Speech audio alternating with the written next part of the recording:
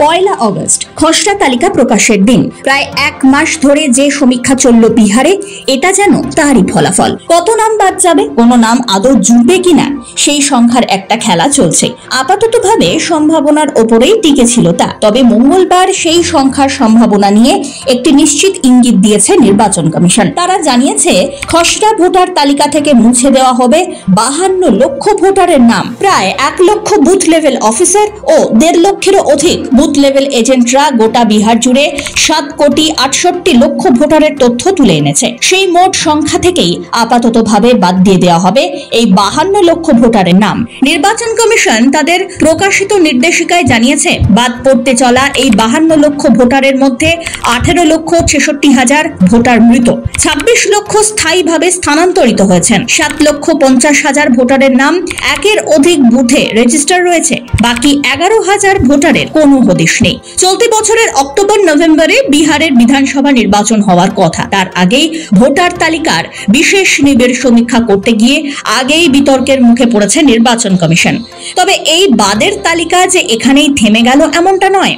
এখনো 21 লক্ষ ভোটারের ভবিষ্যৎ নিয়ে চোখের সামনে শঙ্কা দেখছে কমিশন। তারা এই নির্দেশিকায় জানিয়েছে, 21 লক্ষেরও অধিক ভোটার এখনো পর্যন্ত এনিউমারেশন ফর্ম বা যাচাই প্রক্রিয়ার সেই বিশেষ ফর্ম জমা দেননি। এদিকে সময় প্রায় ফুরিয়ে এলো বলে হাতে পড়ে আর মাত্র 2 দিন, তারপরেই সমীক্ষার কাজ বন্ধ হয়ে যাবে। অবশ্য এই 21 লক্ষ ভোটার যাতে দ্রুত ফর্ম জমা দেন সেই ব্যবস্থাও করেছে কমিশন। ইতিমধ্যেই তারা রাজ্যের 12টি রাজনৈতিক দলের প্রত্যেকটি জেলার সাংগঠনিক সভাপতির সঙ্গে যোগাযোগ করেছে।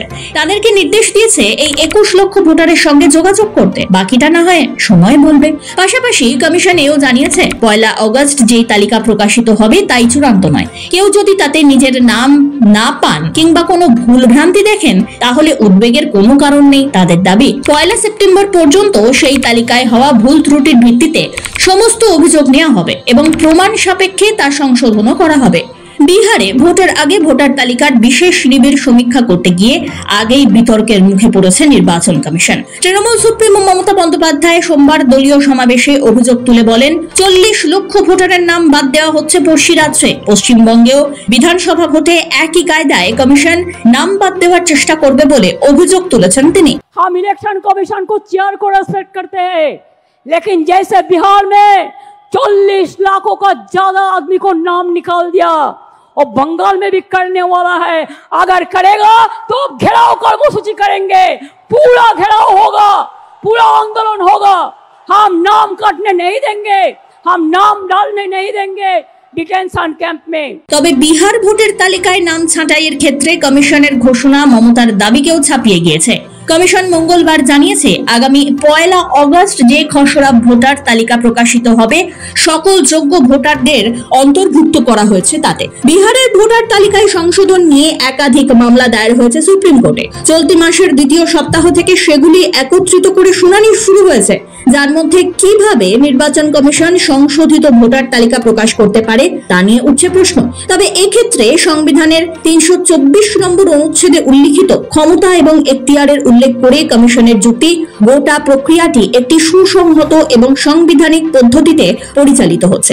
17 জুলাই শীর্ষ আদালতের তরফ থেকে নির্বাচন কমিশনকে SIR 2025 উদ্দেশ্যে আধার, ভোটার আইডি, রেশন কার্ড বিবেচনা করার পরামর্শ দেওয়া হয়। কিন্তু মঙ্গলবার কমিশনের তরফে শীর্ষ আদালতকে জানানো হয়েছে, ভোটার তালিকায় নাম তোলার ক্ষেত্রে সেগুলি বিবেচনা করা যাবে না। কমিশনের দাবি, আধার আদতে একটি পরিচয়পত্র মাত্র, নাগরিকত্বের প্রমাণ নয়। এমনকি SIR পর্বে নতুন করে ভোটার তালিকায় নাম তোলার ক্ষেত্রে ভোটার আইডি চূড়ান্ত পরিচয়পত্র হতে পারে না, এমনটাও জানিয়েছে কমিশন। ব্যুরো রিপোর্ট, সময়, কলকাতা।